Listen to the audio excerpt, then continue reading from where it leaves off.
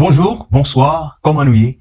Merci parce que nous cliquez. Bienvenue sur channel YouTube Ramdiem Bible Section nan.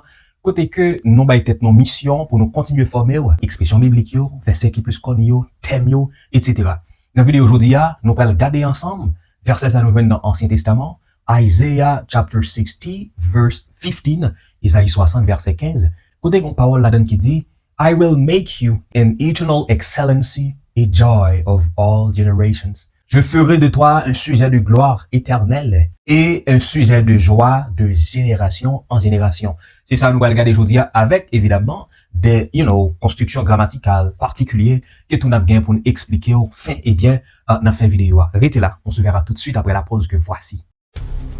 Vous n'êtes pas sans savoir que Ramdiem, Prométhée mot des mots, s'inscrit de cette dynamique de votre formation linguistique. En plus de Here is the word, denotation, connotation, words from speech et comment s'appelle. Et voilà maintenant on vous apporte cette section qui s'appelle Ramdiem Bible Section. Pasteur, prédicateur, théologien, évangéliste, Jack. Ramdiem Bible Section, c'est pour vous. Différence qui gagne dans construction phrase, différence dans esthétique grammaticale, arrivé dans équivalence phrase français à anglais. Tout ça c'est pour Ramdiem Bible Section. Exode 14, verset 14, 2 Rois 6, 16, 2 Corinthiens 5, 17, Romains 8, 31. C'est parmi quelques versets bien connus qui ont besoin d'explication grammaticale, lexicale et équivalence. Abonnez-vous à la chaîne YouTube Ramdiem Bible Section pour ne pas rater une miette dans la vidéo. I'm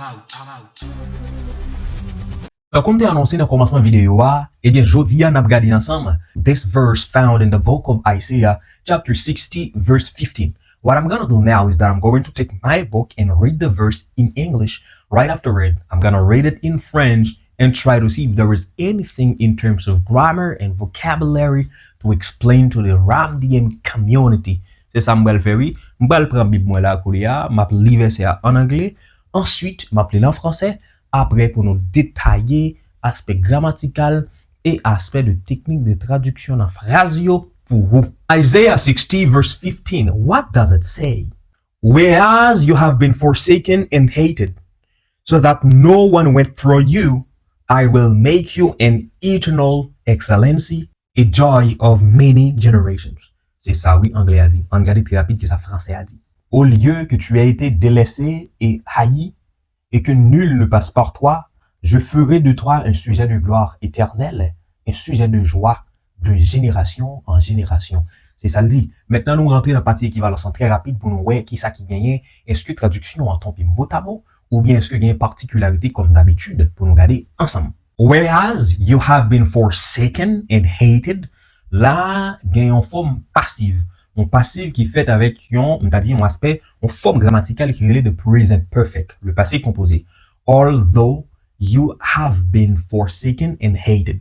To forsake qui veut dire abandonner, et puis hated qui sortit dans le verbe to hate qui veut dire haïr.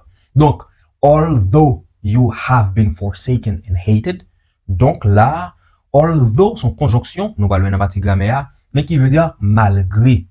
Mais dans la phrase ça, il traduit comme au lieu que, il introduit justement une forme de subjonctif d'ailleurs, ok?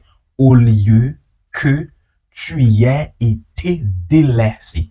Forsaken, qui traduit comme abandonné, délaissé, vous comprenez? So that no man went through you. So that no man went through you, qui veut dire quoi? Généralement, les maps parlent anglais me dit so that, capable de traduire comme afin que. Par exemple, I need you so that I can talk to you. So, besoin afin que me parler avant, so that I can talk to you. Mais là, le différent, qui ça veut dire là, et que nul ne passe par toi. Et que nul ne passe par toi, so that no man went through you. I will make you an eternal excellency. Ouais, je ferai de toi un sujet de gloire éternelle. C'est là, m'abdou, anglais biblique là. Il y a une classe différente en traduction. Ça, anglais a dit, I will make you an eternal excellency. Donc, l'ordre de an eternal, qui est comme éternel, je dirais, oui. Mais excellency, t'as dû sortir nos mots, ça qui c'est excellence. Maintenant, côté mot excellence, non. Il n'est pas traduit comme ça.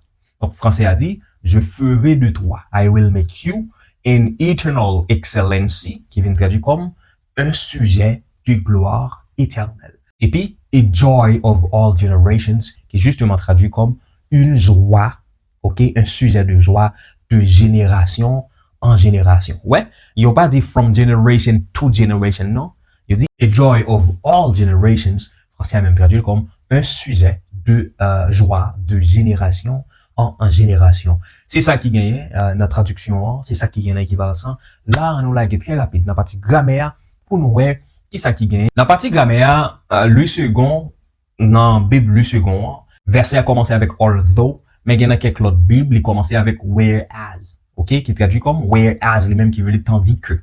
Whereas, par exemple, I am an English teacher, whereas she is a mathematics teacher. Donc, c'est un enseignant anglais, tandis que lui-même, lui a enseigné mathématiques. Donc, whereas traduit comme tandis que. Mais là, les vous mettez le verset là, vous reconnaissez, il traduit comme malgré. Si je parle de malgré, je dis although. Si je parle de although, je dois dire in spite of, ou bien despite. Tout ça, c'est plusieurs façons, je dois dire malgré, ou bien même si, pour me commencer, il y a une phrase. Et ma rappelé, ça, même, c'est conjonction. Et vous voulez dire bien que, quoique, ou bien tandis que, ou bien au lieu que.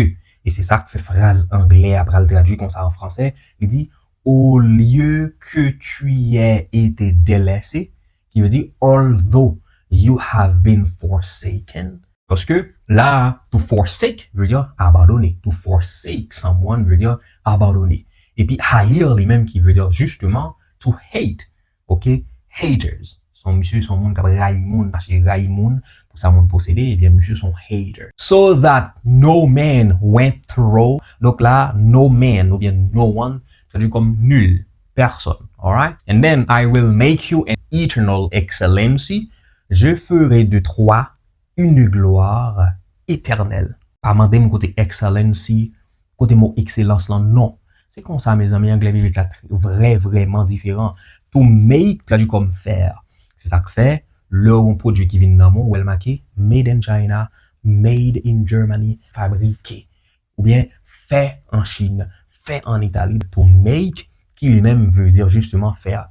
L'expression qu'on va avoir avec to make, c'est to make matter worse. Man, what happens? You're making matter worse. What happens? You're making matter worse. Ça veut dire, expression to make matter worse veut dire, man, ou empirer. Ça veut dire empirer les situations. To make veut dire faire. Matter veut dire problème, situation, dilemme. Et puis worse, lui-même, qui c'est justement comparatif de bad. Ça veut dire pis mal. Ok? Donc, to make matter worse veut dire faire une situation, vient pis mal, vient empirer situation. Donc, to make matter worse. Alright? Ça me veut rappeler, ou ça me veut connaître dans la vidéo, ça surtout dans Isaiah 60 verse 15. Here, they talk about there are some very great spiritual messages. Il y a quelques messages spirituels très forts dans le verset ça. D'abord, ça vous le fait passer. God redeems the rejected. Qui veut dire, bon Dieu lui-même, l'a va racheter les rejetés. T'as déjà me dit lui, God redeems or God wants to redeem the rejected. Et ça fait aussi, although you have been forsaken and hated. Bien que, malgré quoi que, tu as été abandonné, tu as été haï, bien que ça, eh bien, God is able or God is willing. The next spiritual message that we can get from this verse is the past shame doesn't define your future. Ça veut dire, honte passé yo, honte yo te prend au passé yo, c'est pas yo même qui définit futur. The third message, spiritual message is that God turns abandonment into honor. Donc, bon Dieu, abandonment qui sortit dans le verbe to abandon, qui veut dire désertion, qui veut dire le fait d'abandonner un monde, et bien, bon Dieu, détourner ça, bon Dieu, changer yo into what we can call, eh bien, honor. C'est ça, vous me dépoter pour nous, dans la vidéo aujourd'hui, pas jamais oublier, toujours continuer, partager vidéo en façon pour nous arriver toucher plus monde, pour travailler là, capable fait, puis bien, et puis bien, et puis bien. C'était Rems Forest pour Ramdiem Bible Section. Share, comment, and see you in the next one.